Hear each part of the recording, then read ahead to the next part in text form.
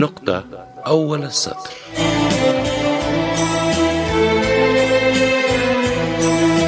في البداية كان السؤال، وعند اكتمال المعنى نقطة أول السطر.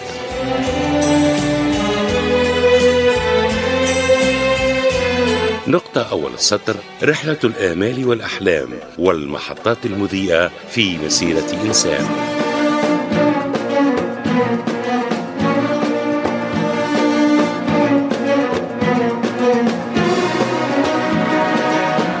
نقطة أول السطر ترسمها معكم ليلى بعجيلة.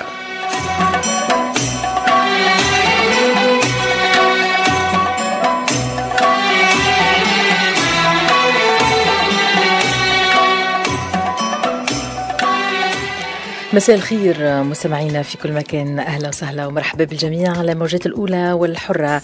ننطلق معكم الآن على بركة الله من خلال مساحتنا المباشرة نقطة أول السطر، هذا اللقاء الأسبوعي اللي تواصل معكم حدود 9 ليلا. لقاءنا دائما في إطار رحلة، أكيد رحلة نكون فيها رفقة ضيوفنا اللي معاهم نركز على أهم المحطات المضيئة في حياتهم، رحلة الآمال والأحلام كما جاء في جينيريك المنوعة، وندخل يعني الزوايا، ربما بعض الزوايا اللي ما نعرفوهاش على ضيوفنا. نعرفوا أحيانا أعمالهم إذا كانوا فنانين، معناها مغنيين، مطربين، مسرحيين، وتتنوع يعني الأسئلة متاعنا، ولكن دائما في إطار كما قلت زوايا التي لا نعرفها على ضيفنا. فأكيد الليلة ضيفنا يفتح معنا كما كل ضيف نفتحه معه صندوق الذكريات، يفتح لنا قلبه ونرجع معه على ذكريات، وعلى يعني نفتح أدراج الذاكرة، نعود معه على أهم المحطات اللي عاشها أكيد في مسيرته، مش فقط الفنية إذا كانوا فنان، ولكن أحيانا حتى في بعض الزوايا في حياته الخاصة نتعرف عليها، وأكيد يتعرف عليها جمهوره اللي يحبه. لقانا متواصل معكم وضيفنا نكتشفوه بعد شوية. أكيد تحية زميلي رشيد بوزاخر اللي رافقني في الإخراج الفني، كيف ما العادة معكم ليلى بعجيلة من أمام الميكروفون. باش نسمعوا لطيفة ونرجع نستقبل ضيف نقطة أول السطر.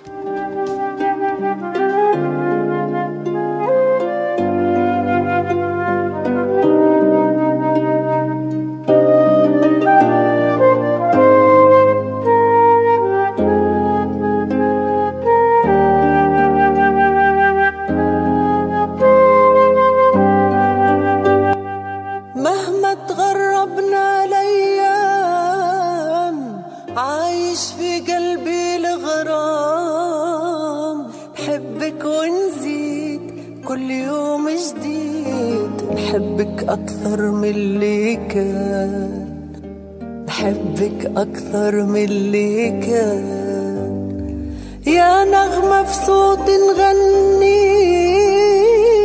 يا كلمة نتغزل بيك، تحيا ونعيش ولا ما نخبيش، نحبك أكثر من اللي كان، نحبك أكثر من اللي كان، ونحبك حب العاشق للمعشوق، وعندي شوق وصلني ندق على بابك، نبوس ترابك غالي عليا وعايش فيا توا زمان، ونحبك كلمة ما لها تفسير عليك نغير، كتبت محبتنا في كتابك يصون شبابك، انت حكاية وغناية على كل لسان، ونحبك حب العاشق للمعشوق، وعندي شوق يوصلني ندق على بابك، نبوس ترابك غالي عليا وعايش فيا توا زمان، ونحبك كلمة ما لها تفسير عليك نغير، كتبت محبتنا في كتابك يصون شبابك، انت حكاية وغناية على كل لسان. يا سر اللي بيه نبوح، يا بلسم قلبي المجروح. نبعد ونجيك وما نسلم فيك، نحبك أكثر من اللي كان، نحبك أكثر من اللي كان. يا مراية عمر اللي فات، ذكرني في برشا حكايات، ترجعني ليك ونغني عليك. نحبك أكثر من اللي كان، نحبك أكثر من اللي كان، نحبك أكثر من اللي كان. لطيفة نسمعها ل 8 و9 دقائق على موجتنا، ولقانا متواصل معكم مستمعينا الكرام. ضيفي ليلى ضيف نقطة أول السطر هو المتخرج من المعهد الفني بتونس، اختصاص فنون جميلة، كذلك هو متحصل على اختصاص فلسفة الاتصال والتربية الفنية من المعهد العالي للتنشيط الشبابي والثقافي بتونس. حاز العديد من الجوائز الهامة الوطنية والعربية والعالمية، شرف تونس في أكثر من محفل عالمي. هو شاعر، هو فنان تشكيلي، هو محترف، هو يكتب القصة والخواطر، رسام جداريات. 1985 عرض أهم أعماله الفنية بالأروقة التونسية، في رصيده أكثر من 70 معرض فردي ومعارض جماعية. عرض خارج تونس مثلها أحسن تمثيل في فرنسا، في سلطنة عمان، في ليبيا، في الجزائر، في المغرب، في الصين، في أمريكا. هو كذلك عضو بنادي الشعر والقصة والأدب باتحاد الكتاب التونسيين. أكثر من 15 تكريم وجائزة من كل العالم في رصيده. فنان شغوف يمتلك حس فني فريد في التعبير عن العالم من خلال الفن، يتميز بالهدوء والخيال الخصب والدقة الشديدة في العمل والقدرة على تجسيد الواقع بمشاعر وطرق فنية تخطف الأنفاس. الكل مبدع إنجاز، والكل نجاح شكر وتقدير، والكل رسام ريشة تنبض بالحياة وبجمال تفاصيلها تماما كما يقدمها لنا الفنان والمبدع سامي الساحلي. سامي اللي نفتح معاه الليلة، أو بالأحرى هو يفتح لنا أدراج الذاكرة وصندوق الذكريات من خلال نقطة أول السطر. مساء الخيرات صديقي، نورتني، أهلا وسهلا ومرحبا بك على موجة الأولى والحرة. الله يخليك يا ربي صديقتنا وسيدتنا الغالية ليلى. ربي فضل. ربي فضلك. فرحان برشا شو نكون معك. أنا أسعد. أنا برشا على لقاءات هيك ثقافية مزيانة برشا. صحيح. يعطيك الصحة ربي فضلك، وخاصة كنت في إذاعة الثقافة، أنت إذاعة الثقافية في تونس وقتها. معناها الحمد لله يا ربي جدد اللقاء وجدد لا ديما في البال سامي، ديما في البال. حتى كانت بدلت المحطة يعني هذه حقيقة، وربي فضلك هذه حقيقة وهذا حقك سامي بالفعل. أنت فنان بأتم معنى الكلمة. وبالنسبة للقاءاتنا يعني مهما تغيرت المحطات الإذاعية أكيد. اللقاءات دائما متواصلة، معناها المكان عمره ما يغير حتى شيء، بالعكس دائما موجود. الأرواح تتلاقى في كل بقعة، وهو كذلك الأرواح الجميلة وهو كذلك متصلة ببعض. أكيد. نورتني سامي في نقطة أول السطر ليلة، وبرشا نقاط باش نجيو باش ننطلقوا ديما من أول السطر من خلال هذه المساحة الحصة اللي معناها ضيوفنا كما قلت أنا قبل ما دخلت علينا بشوية ندخلوا بعض الزوايا اللي جمهورك ما يعرفهاش عليك. أنا نعمل بورتري للضيف، نقدم ضيفي كما يلزم نقدمه إن شاء الله. معناها أفلحت في تقديم ضيفي، ولكن ربي فضلك، ولكن بعض النقاط ما يعرفهاش الجمهور. خليه الليلة أكيد يتعرف أكثر على سامي الساحلي. باش ندخل معك في تفاصيل ما نعرفوهاش نحن الكل، أو ربما نعرفوا شوية والبعض ما يعرفهاش، لكن ديما نقطة أول السطر نوفى السطر ونرجع معك لأول السطر في كل نقطة. وأنا ديما أول سؤال نبدأ به نرجع للطفولة، وخاصة أول مرة، أول أيام المدرسة، ولا أول أيام الكتاب، ولا أول أيام الروضة. شلون مازال في بالك سامي من هذه الذكريات ومن الأيامات؟ هذه حاجة لها سنين تو، معناها أجيال معناها عديت عليها. يعني انت رجعتني للطفوله نتاعي ولا الطفوله بكل معنى. هو ذاك هو دوري ليلى، هذاك دوري باش نتنقل بيك في المحطات يعني الكل. صح، معناها هو البرنامج ياسر حلو، الفكره نتاعو ياسر مزيانه، برافو معناها على الواحد خاصه بالحق. يعني واحد ديما يحكي على الحاضر والمستقبل بالضبط، اللي باش يشوفه واللي باش يحب يعمل ويحب اماله يعني الانسان، اما ما يرجعش لطفولته قليل برشا وين يرجع اللي تعدى عليه والوقت اللي مشى اللي خذاه في طفولته. صحيح. وعطى حياته شكون اللي مشى معاه في الوقت هذاك. يعني رجعتني في الطفوله تو انا ذكريات حلوه برشا كما قلت. يعني واحد بدا من كما اي طفل مغروم، معناها يبدا. أنا بديت في دور الشباب، أنا دور الثقافة والكشافة المظايف، يعني كلهم كنت فيها، كلهم درتهم تبارك الله عليك. ما شاء الله، معناها نشط في الصغر يعني برشا كيفاش نحكي ونجبدوا كلهم بعد بالتفاصيل عليهم وكل. يعني مغامرات حلوة برشا بالطبيعة. كانت الوالدة الله يرحمها، معناها الله يرحمها، هي بدا كانت تعمل نساجة، هي الوالدة نتاعي اسمها هادية الله يرحمها. الله يرحمها، يرحم جميع المؤمنين اجمعين كلهم. كانت نساجه تعمل الزرابي، معناها كل كانت في الصناعات التقليديه، في ديوان الصناعات التقليديه في الدندان معروف هو كله. ومعناها انا ممكن هذاك علاش انت يظهر لي بالضبط هذا باش تحكيه لك. هذاك علاش انت يظهر لي معناها الفتره اللي عديتها مع الوالده يرحمها في الالوان وكل برشا كنت حقيقه انا بالضبط. اثرت عليك رؤيتك على بكري للالوان واختلاطك بالالوان. بالضبط. يعني انا كي نرجع كي انا الحقيقه ما كنتش معناها واعي بالحكايه هذه. يعني أنا لما كبرت شويه قلت كيفاش انا من العائله الكل، معناها ما شاء الله انا عائله كبيره وكل. لكن انا كنت طلعت نحب الرسم ونحب الفنون الجميله وواحد بعد اكتشفت، رجعت بشويه بالذاكره نتاعي ورجعت شويه لتالي اللي ذكرت الوالده نتاعي هي كانت معناها تستعمل الالوان والصوف هذاك والالوان، وكانت تسبق حتى الالوان وتسبق. اي فهمت. يعني انا بديت كما قلت الوالده هزتني وقتا نذكرها في الثمانينات، معناها اول الثمانينات عام 82 دار الشباب، اول محل دار الشباب وقتها كان اسمها دار اللجنه الثقافيه، معناها في الدندان. المنطقه اللي نسكنوا فيها هي منطقه الدندان موجوده في ولايه منوبه. يعني كانت دار الشباب هذه كانت موجوده في ساحه كبيره برشا، معناها وحدها. يعني مسيب اول ما تبنات كانت كما قلت لك لجنه ثقافيه وكله. هزتني غاديك. بعد انا كي سمعت فما كشافه في الدندان، يعني كانت عندنا كشافه اندمجت فيها، دخلت في الكشافه وتعلمت برشا حاجات من الكشافه الحقيقه. ودخلت في نادي نتاع خط، مغروم بالخط، كان نحب برشا معناها الخطوط. كنت كي نمشي حتى في الشارع وانا صغير كنت متلفت برشا لي زونسين اللي هذوكم اللي الحوانت والكل المكتوبين وبالخط الحروف الحروفيه العربيه ذيك والكل مزيانه برشا معناها.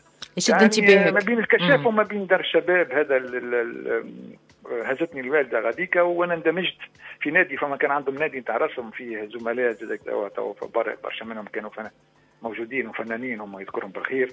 معناها بديت من غاديك، معناها فاكر النادي هذاك تاع الفنون التشكيليه. دخلت انا طفل وبديت نعرف الالوان اللي هما ما كنتش الحقيقه نعرف الالوان. وبعد تعرف على كنت نرسم كما اي طفل صغير بالقلم الرصاص وكله. بديت من الوقت هذاك، يعني بديت من دار الشباب فهمت، ونرسم بالقلم ونرسم بالالوان بشويه. بعد نرسم بالالوان المائيه اللي هي الاكواريل. كنت نحبه برشا الاكواريل، خاطر هو لون في الوان ناصعه وفي نفس الوقت هو الاكواريل يعني تقنيه جميله جدا.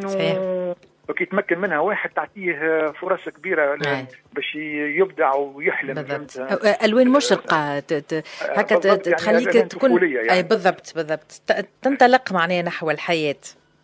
بالضبط. يعني وفي الفتره هذيك انا كنت تلميذ.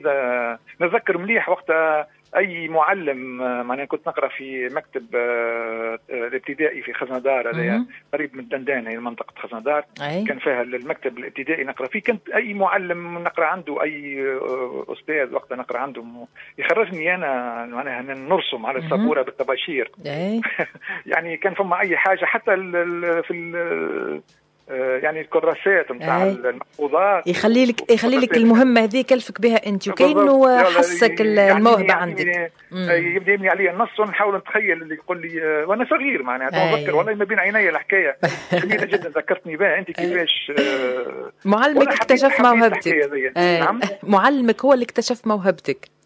والله تنجم تقول هو ممكن. وفي نفس الوقت فما الحقيقه في دار الشباب كان فما عندنا هو صديق، هو سي علي الجوري، كان هو اللي يشرف على النوادي نتاع الرسم. هو ما كانش رسام الحقيقه، لكن كانت عنده حس فني يعني. ما كانش يرسم، لكن كان هو يحب الصغار انه يتعلموا. هو يحب التندان ويحب المنطقه ذيك ويحب اولاد المنطقه انه يكونوا معناها على الاقل مشغولين في حاجه ويكونوا عندهم المبدعين. وهذا ما يكتشف يعني يحب يكتشف معناها مبدعين في المنطقه هذيك. الحقيقه سي علي هذايا معناها نذكره بالخير ربي يسيبه معناها. كون برشا اطفال معناها سواء كان اناث ولا ذكور في الرسم وفي الواحد. كان هو شدد النوادي هذه سواء كان كورال الاطفال في الغناء. هو اللي مشرف عليهم. وكان مشرف عليها. الحقيقه نتذكر مليح، يذكر بالخير. هو جا معناها ذكرتنا فيه. هو اللي حطنا على السكه معناها. ما كانش كما قلت لك يرسم، لكن بدينا بشويه فما الطب وفما وقتها ما كانش فما الانترنت بالطبيعه. ما كانش اكيد هذه كنا نشوفوا الحاجات هذوما في المجلات، يعني نشريوا المجلات نشريوا الكتب ونحاولوا باش نقلدوا ونرسموا. كنا مغرومين بك الميكي ذاك الانيمي اللي في التلفزه، نحاولوا نرسموه. نذكر اول لوحه رسمتها انا على لوحه معناها. هاو كسلت انت وجاوبتها. هاو كنت اول لوحه انت مشيت لها وحدك، كان ما سلتكش. ولا هي صحيح. رسمت اول لوحه نتذكر فيها وقت عامل فيها طفل صغير معناها يحاول يشوت كرة، يعني حط كرة قدامه وحاول باش يشوتها. وانا مغروم بالفريق معين في تونس معناها وكل. هو رسمت على اللوحة هذيك وبالقلم الرصاص وبالالوان اللي عندك الكل حطيته. ولا بالحق ولا بين عيني كيفاش الطفل هذاك مصوره اما يشبه برشا. وقت نذكروا للديسان انيمي هذوما الشينوا اللي مسميهم المانجا ولا حاجه هكا. سيبي شنو طويل هكا كيما ساسوكي وكيما كنا نتفرجوا فيه كيما كابتن ماجد. كيما كابتن ماجد. اي سيمي شنو اول لون حطيته على اللوحه؟ اول لون جا لبالك؟ اول لون نذكره يظهر لي الاصفر مع الاحمر. يظهر لي كنت الالوان اللي نحبهم نافعين برشا، يعني الاصفر والاخضر. يعني هذوما تو ما زلت مغروم بهم، يعني الواني المميزه انا حتى تو في اللوحات بالطبيعه مع التدرج اللي فيها وكل. يعني ما كنت نحب برشا ثلاثه الوان نحبهم برشا الحقيقه نتاع ربي. يعني الاصفر الاحمر والاخضر نحبهم ثلاثه الالوان معناها نحبهم برشا. فهم الوان اوليه وما فما الالوان اللي كما الاخضر معناها اللي هو لون مخلط معناها لون يتخلط مع الازرق والاصفر بالتدرج نتاعو. نحبوا برشا اللون هذا معناها، وتوا مركز عليه برشا انا في لوحاتي حتى توا معناها. وعندك الازرق سامي ياسر موجود في لوحاتك. اكيد الازرق كنا نعمل السماء برشا. كنت مغروم، كنت ساعات نكبر السماء برشا اكثر من الطبيعه. وكان هذا سي علي يقول لي شنو واش بيك يا اخي السماء كبيره برشا؟ نقول له ما نعرفش خاطر ممكن أنا وبالحق يقول لي باش تطلع انت انسان طويل برشا، راسك طويل برشا باش توصل للسماء معناها هكا كان يفدلك معايا. اتذكره مليح. ولا على رأي فيروز شوف البحر شو كبير قد السماء هكا. ولا فيروز ولا نجد صغيرة والبحر كبير وحبة البحر بالضبط. يعني كنت مغروم برشا بالرسم. وكانت عندي موهبة الحقيقة هي ما كنتش مكتشفها. أنا كما قلت أنت ممكن الأستاذ اللي قراني أو المعلم أو سي علي معناها في دور الشباب والكشافة ممكن اكتشفت هذه الموهبة معناها. أما أنا حبيت كنت كي اكتشفت في روحي الحقيقة الموهبة وليت شنعمل. وليت كل ما يعطيني بابا هكا مصروفش ولا باش تشري قلم كنت نجمل نشري الألوان هذا قلم الرصاص والألوان القلم الزينة. الحقيقة ما عنديش إمكانيات كبيرة باش نشتري الألوان الزيتية. كانت وقتها في الفترة هذيك في الثمانينات كانت الألوان الزيتية ما فماش الأكريليك توا كيما توا. فهمتك. الألوان المائية هذه الأكريليك كان فما الأكواريل، كان فما الألوان القلمية يعني كيما الباستيل يعني الأقلام الشنوا الباستيل اللي نرسموا بهم. كنت عندي صدقني التو مازال عندي نتذكر مستحفظ بيهم عندي في الاتوليه محتفظ به تو بتاعهم صغار شويه للاقلام اقلام الزينه. فهمتك. استعملتهم معناها برشا وكنت نرسم بها، ومن بعد بتبيعها. هذا فيما يخص الأقلام سامي. والريشة، وقتيش أول مرة مسكت بالفعل الريشة وأنت وقتها رسام بالفعل؟ رسام أول مرة نشد الريشة أنا أتذكر. أنا الحقيقة باش نقول لك كيفاش حكيت الريشة. احكي لي. نحن فما ريشتين هما. فما الريشة اللي هي يسميها البانسو باللغة الفرنسية بالضبط، اللي يرسموا بها الرسامين. وفما الريشة اللي هي ريشة الدجاج هذيك، أو ريشة يعني الديك. أنا استعملت مرة مرات يعني ريشة الديك، نمضيها شوية، كنقص شويه ردة كيل من البلومه معناها، وغطستها في الحبر الاسود ورسمت بها رسل لوحات الحقيقه وانا صغير. وحتى توا عاود استعملتها بعد 2001 معناها في 2001 وتنجح. نجحت بالكتاب. ايوه نجحت. ناكد لك اللي انا عامل بها توا كتاب سميته سندباد الحكايه معناها، او كتاب خرجت. حكينا عليه في حاجه اخرى. انا حرقنا ممكن مراحل. اللي تو نجيو اما حبيت نقول لك اللي رسمت بهم هذوما معناها عدة لوحات في 2001 سنة 2001 يحكيوا كلهم على البحر. كلهم على البحارة وعلى البحر بريشة الدجاج. نغطس الريشة هذه نتاع الدجاج في الحبر الصيني ونرسم بها معناها بالنقاط التنقيط، عملية التنقيط. هذه تكنيك معناها معروفة ياسر، قديمة جدا يعني، حتى من عهد الكهوف يعني. يعني جاي من عهد الكهوف في الإنسان البدائي كان ينقط تنقيط هكا، سواء كان يضرب الحجرة على الصخر ولا كان ينقط بألوان معينة هكا نقط ويولد لوحة معناها، أو يولد بيرسوناج يقولون احنا شخصيات أو فيل او نمر او يعني الحياه اللي كان عايشها الانسان البدائي معناها كان يعملها بالنقط يرسم. يعني انا هذا كله اكتشفته من بعد اللي في روحي نجم نعمل حاجه كيما هكا بتباع بعد ريشيرش ودراسه وكله دراسات وبحث. تقول انت في الرسم واكاديمي وبحث علمي، بحث معناها تشكيلي باش واحد يوصل للشيء هذا. اما انت قلت لي على حكايه من الاول بالكل. انا الريشه اللي تو حكيت لك على الريشه اللي انا صنعتها معناها عملتها بالدجاج هذه صنعتها وحدك. بالضبط وحدي استنبطها. عندي ريشه الحقيقه مازالت عندي ريشه توا ما استعملهاش، عندي مده ما استعملتهاش. لكن الريشه اللي هي البانسو يسميوها اللي هي معناها نرسموا بها اللوحات. اول مره الحقيقه استعملت الريشه هي في دار الشباب تاع الدندان في نادي الفنون الجميله. الحقيقه اكتشفت معناها انواع نتاع الريشات، مش ريشه واحده يعني. فما الريشه اللي هي مدوره يعني سيركولير، فما الريشه المربعه اللي هي معناها المستطيله والمربعه هي بالطول معناها نجم نخطوا بها.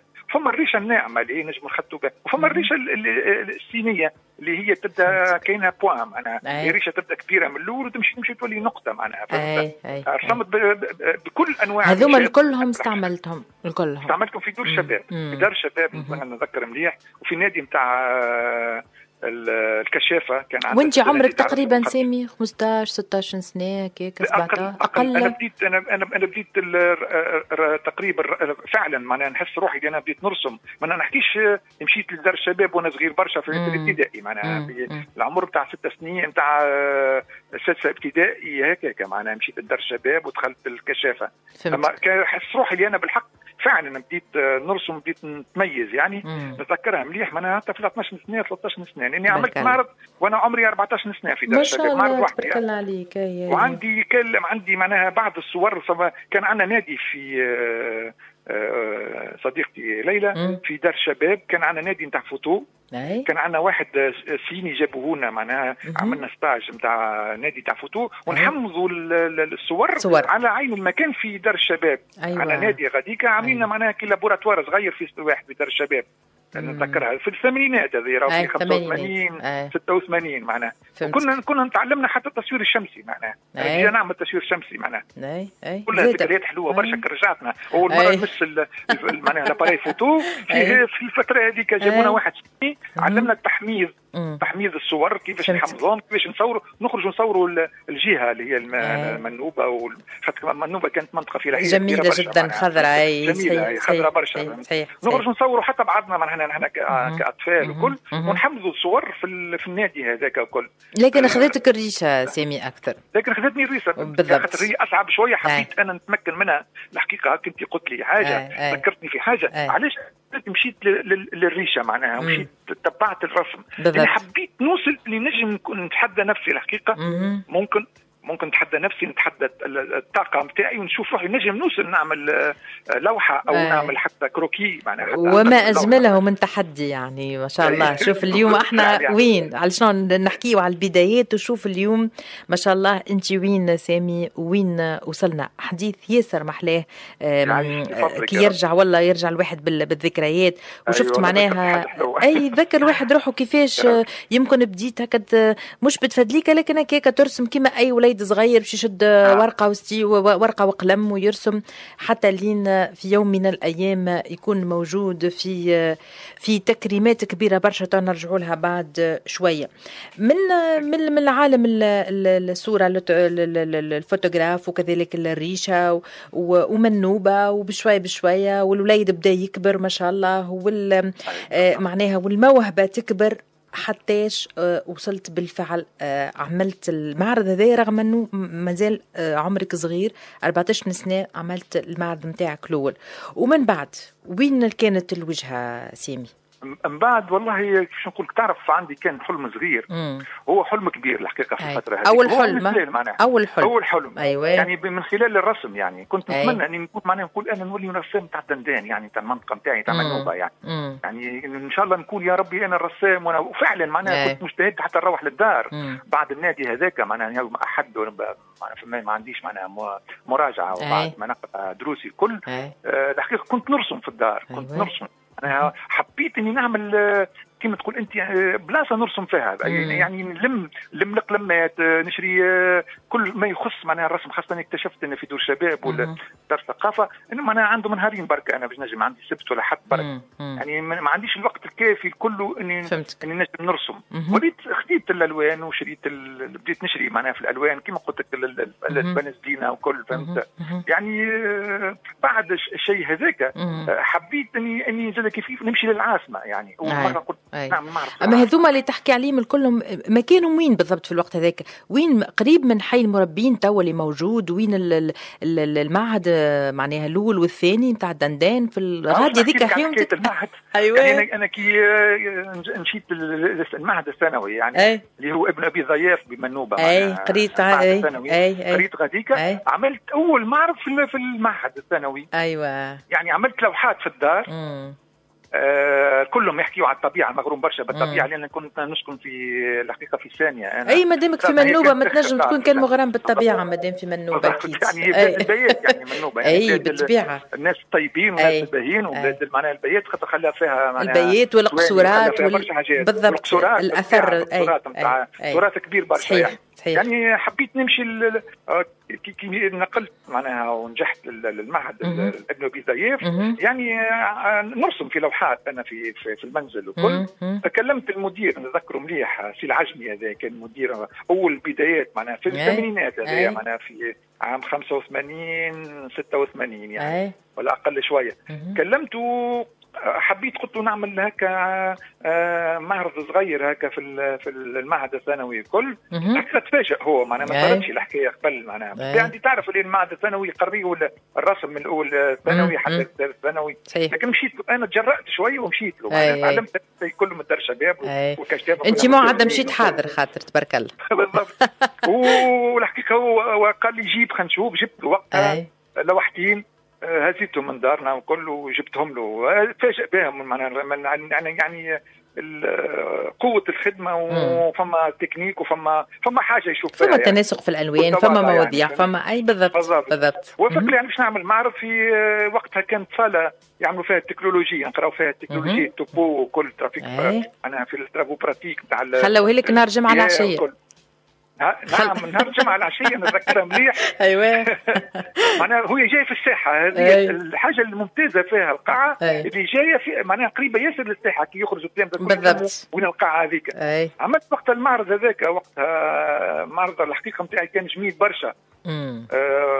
فكل الصال هذيك معناها نتذكر في العلاني وأستاذ دكتور كان يقري غاديك في الرسم تكون تشكيليه في العنان، وبعد نقل بالطبيعه خلال الدكتوراه ونقل وكي جا شاف الصور نتاعك شنو كانت اول كلمه سمعتها منه؟ الحقيقه سمعتها منه شجعني الحقيقه وعاوني، قال لي باش نعمل لك انا معناها المعرض ونعمل له توزيع اللوحات. هو الحقيقه قام معايا، هو يفضل ربي يطول في عمره، وزع معايا اللوحات على كبر يعني القسم يعني. فكانت الحقيقه توزيع اللوحات ما كانش عندي فكره كبيره عليهم كيفاش يوزعهم، لكن قعدت معاه نشوف ونعاهم بالطبيعه. انا يقول لي اعمل هكا وكذا، واحنا وزعنا اللوحات خاطر هو ما شاء الله عليه استاذ وسبقني وعامل معاه يعني، ووزعنا اللوحات وعملنا معنا افتتاح.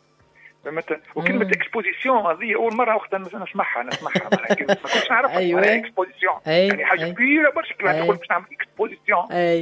الحقيقة سمعتها أول مرة في المعهد الثانوي نتاع ابن أبي ضياء. أيوة. سمعتها من أفواه معناها المدير والأساتذة غادي يشجعوني الحقيقة، وشجعوني برشا. شراو من عندي قرابة 6 لوحات. قلتش في من لوحة المعرض تقريبا؟ المعرض في تقريبا فيه كل 15 لوحه تقريبا. بارك الله. اي معناها مجهودك الكل على الخشب وعلى على سبحان الله مجهودك الكل حطيته معناها غادي. اول لوحه نتذكرها بربي هذه اول لوحه. انا وقت جبت اللوحات نتاعي حطوهم لي في القسم نتاع المعلمين، يعني يجتمعوا فيه المعلمين يقعدوا فيه يعني كيما سال دو بروف معناها اللي توا سال دو بروف. ايوه حطوا لي اللوحات في سال دو بروف معناها انا نجمع فيهم غادي نمشي ونجي لدارنا ونجيب اللوحات نتاعي. فما أستاذة اسمها الكسوري، مدام الكسوري في قرية فرنسية نتذكرها مليح، هي أول واحدة اقتنت لي لوحة على عين المكان في سال دي بروف. أي شجعتها. نتذكر فيها غروب، نصور فيها الغروب والشمس والشمس معناها ما بين الأحمر والأبيض وكلها في الطعم تاع الغروب يعني. فهمت السحب هكا والشمس خارجة من أطراف السحب يعني نتذكرها مدام الكسوري خاطر بريمون اللوحة هذيك ما ننساش، هي التم بين عينيا مصور يعني في الواحة يعني واحة في الغروب. اي جميلة جميلة. هذه اقتنتها لي مدام الكسوري نتذكرها، ان شاء الله ربي يذكرها بالخير. هي ما غليتش عليهم برشا؟ لا